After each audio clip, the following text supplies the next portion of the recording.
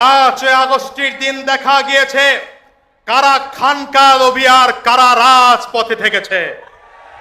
ঠিক কিনা বলেন? দীর্ঘ 16 বছর স্বৈরাচারের নিপীড়ন আর নির্যাতন যারা সহ্য করতে পারেনি, কিন্তু দেখা গেল 5 আগস্টের দিনও তারা খানকা ছেড়ে নামতে পারে নাই। বোঝা যায় এদের মধ্যে এখনো মিলাদুন্নবী নামে জিলাপির মজা আছে। কিন্তু আলহামদুলিল্লাহ ওলামায়ে কেরাম 5 আগস্টের আগে পরে মিলিয়ে আগেও রাজপথে ছিল, এখনো রাজপথে থাকবে। সুতরাং আমি আজাদিও বলছি, আমরাও ওলামায়ে কেরামদের কর্মসূচির দিকে তাকিয়ে আছি। কর্মসূচি আপনারা দেবেন, আমরা ছাত্র জনতা।